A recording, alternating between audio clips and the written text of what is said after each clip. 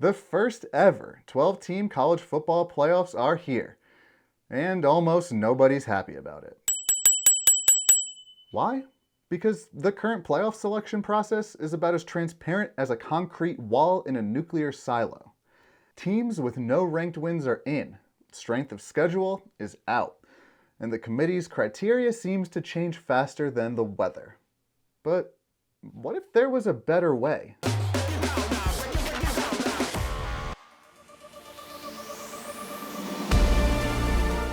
Introducing the Ball Always Lies system, or BAL system for short. It's simple. Teams earn points based on who they beat, not who a committee thinks deserves it. No bias, no politics, just math. Let's start with what's broken.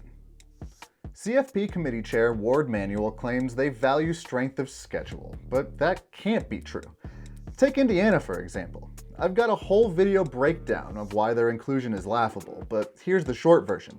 Indiana didn't really beat anyone, so in the BAL system, they finished the year with 24 points and finished ranked 18th. So here's how it works. A loss or a bye is 0 points. Beating a team with a losing record is 1 point. Beating a 500 team is 2 points. If you beat a winning team, you get 3 points. If you beat a ranked team, you earn anywhere from 4 to 28 extra points. For example, when Georgia Tech upset number 10 FSU in week 1, they earned 2 points for a win versus a team with a 500 record, and an additional 19 points for a win versus the number 10 team in the country, for a total of 21 points.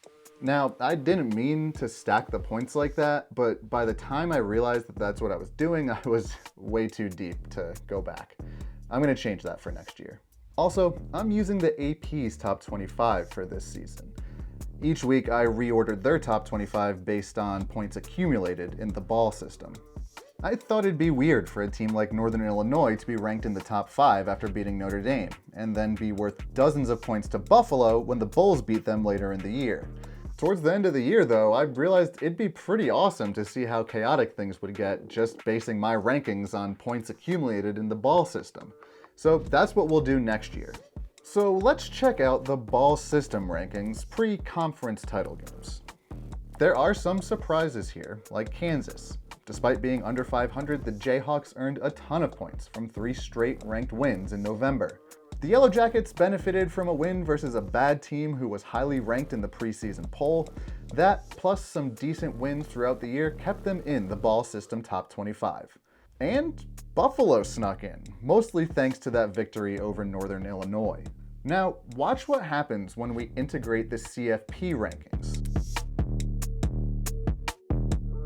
Who are the big winners here? Well, South Carolina, who beat a ton of good teams throughout the year and ended the season stacking ranked wins. Illinois, that Michigan upset paid dividends. And Syracuse, they were consistently just outside my integrated rankings all year and made the final top 25 thanks to that win over Miami. Now, who benefited the most from the college football playoffs ranking? Well, Indiana. I honestly thought they'd finish with fewer points, but they still get a huge boost from the CFP committee. Clemson was a huge benefactor of the AP poll bias all year. And then there's Army. Sure, they play one less regular season game than everyone else before the conference championships, but even if they had beaten Navy, they still would have only finished the year with 18 points. So what does this mean for the playoffs? The top 4 seeds go to the top 4 highest ranked conference champions. The next highest ranked champion also gets an auto bid. Seeds 5 through 12 will be awarded based on total points accumulated. So, here it is. The inaugural BAL System 12-team playoff bracket. Our top 4 teams are Georgia, Arizona State, Oregon, and Clemson, who only even had a shot at the playoffs because of Miami's collapse against Syracuse to end the season.